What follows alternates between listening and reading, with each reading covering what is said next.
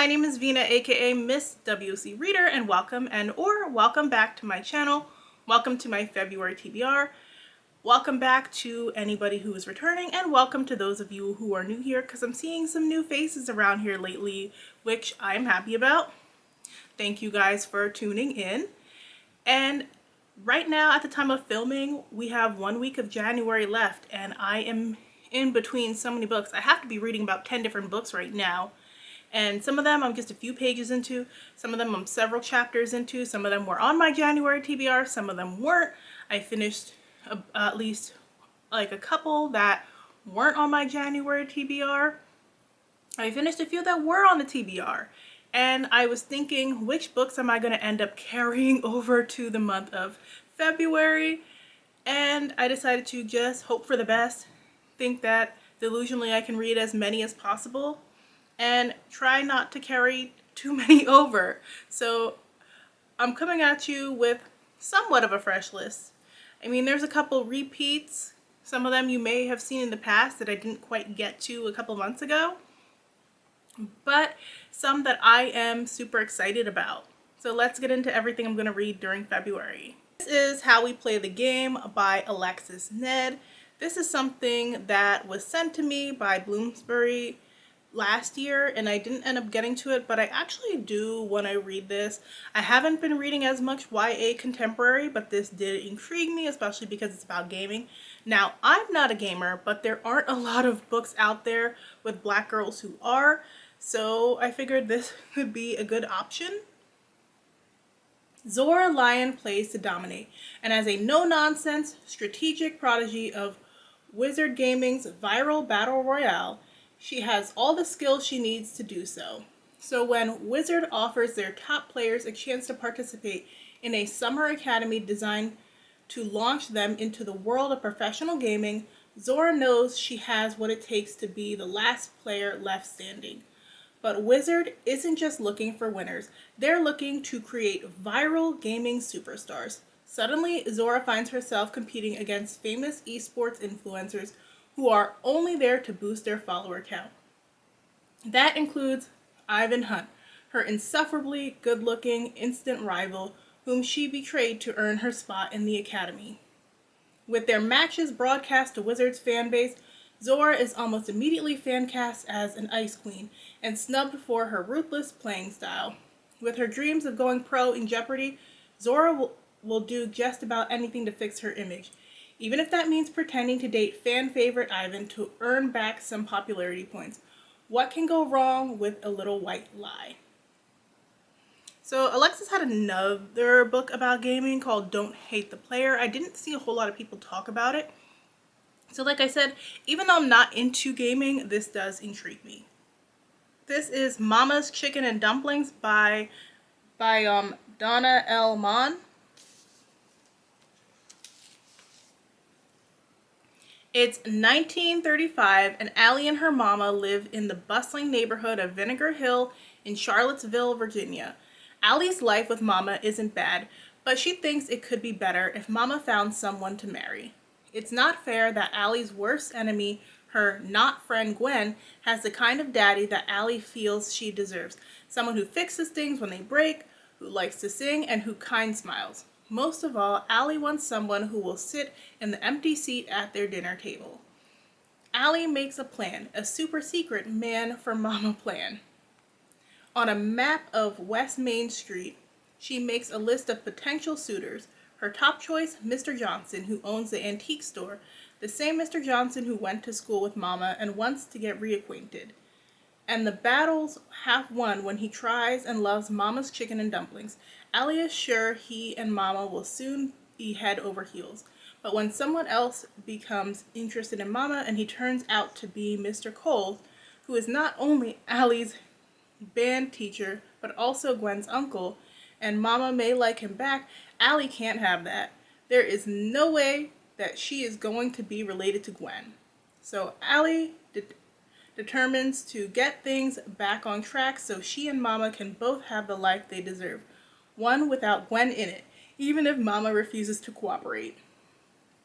So I think this sounds really cute. I think it's very fitting for February too, because it is set in the 1930s with it being Black History Month.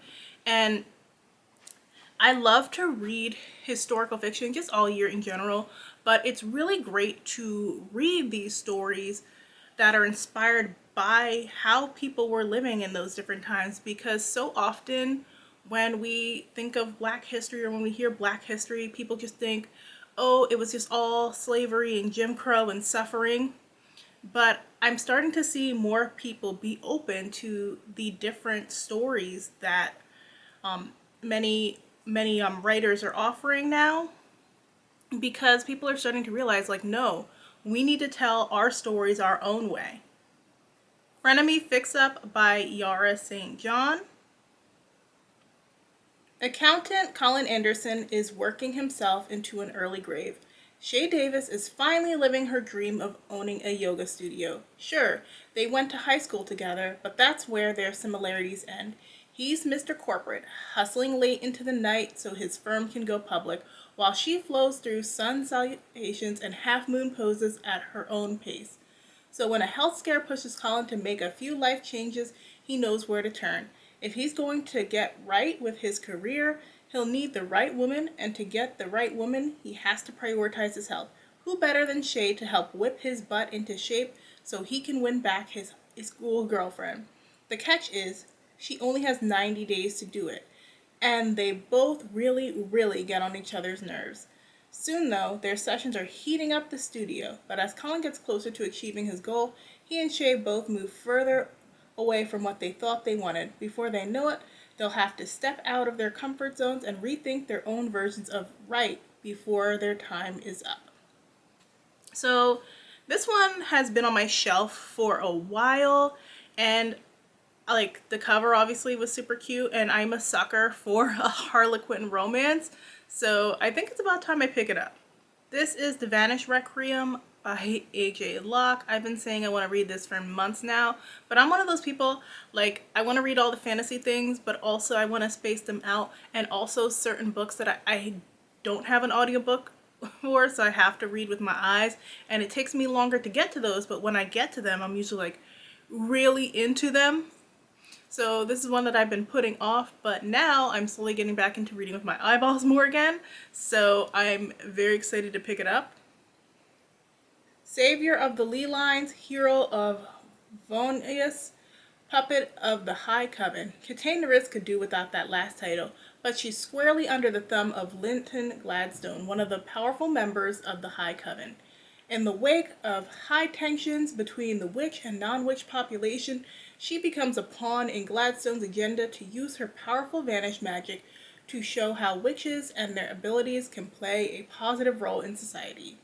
And with Kit's strongest allies scattered to the wind, she feels helpless in her quest to ensure the High Coven faces consequences for their deadly misdeeds against their own kind, all while navigating the complexities of a broken heart and evolving feelings for a certain charming ghost.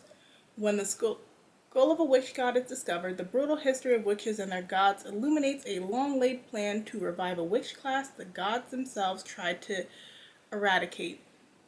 When Kit is recruited to ensure that doesn't happen, multiple plans with the skull at the center unfurl, and no matter which one is executed, the potential for danger is high.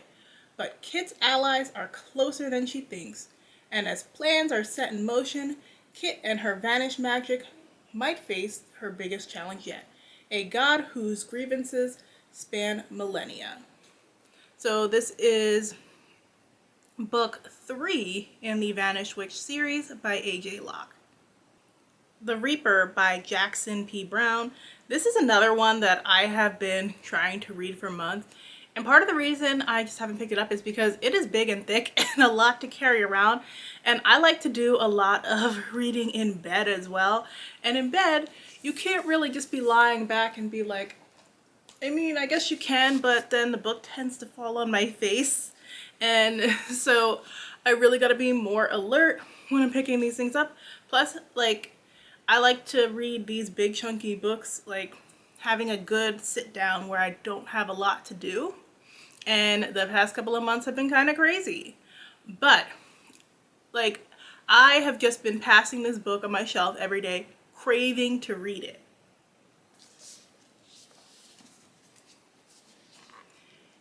Amy is an empath, able to sense the auras of the supernatural creatures that stalk London at night. But without a guide and sorely lacking in knowledge, she spends nights alone searching for answers. Gerald is a reaper, an assassin for hire on the verge of his awakening, of coming into his power and becoming the man his family need him to be, the man they demand he be.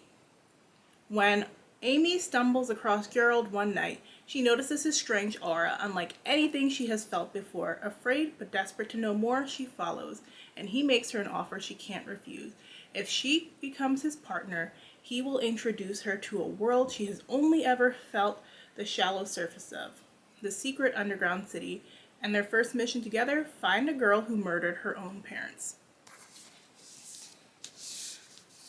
So, like I said, I've been trying to read The Reaper since fall, and there was just so much going on in January. There were so many books that I need to read that I didn't get to it, but like, I need y'all to hold me accountable.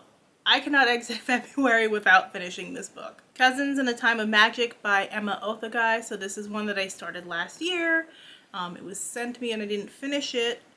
I got like through chapter 1, or I think I was maybe on chapter 2.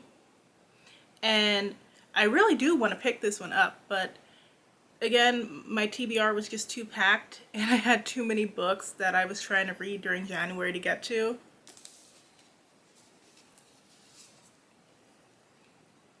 History is alive with magic. That's what zany Tiazia is always telling cousins Jorge, Camila, and Siggy. Their aunt has many secrets, including a mysterious diamond-encrusted sword. A sword Jorge definitely wasn't supposed to see. Jorge's daredevil stunts often get him in trouble, though. He and his cousins couldn't be more different. Camila is a dreamer who adores animals, and Siggy is an aspiring influencer who has an exclusive party to attend. But when the cousins stumble upon a time portal in their aunt's yard and they are transported back to 1862 and discover that the past is filled with wonders and dangers, to return to the present, they must race to deliver the sword to General Ignacio Zaragoza in time for the historic Battle of Pueblo in Mexico, the reason for celebrating Cinco de Mayo today. As their journey to Mexico takes them through the Civil War era United States, the cousins see just how much U.S. history has been shaped by Latin communities. They must find the power within themselves to make sure things happen as they're supposed to, without altering the past. So, like, a great premise, and that's why I am super excited to read it. Like, middle grade has just been taking me longer to read the past like year, but I'm slowly getting back into it, and there's a lot of people that I want to share this one with when I'm done. So those are the books that I plan to read during February. Let me know if you've read any of them or if any of them are on your TBR. If you like this video, make sure and hit that like button. Thanks so much for watching. I will see you guys in the next one. Bye.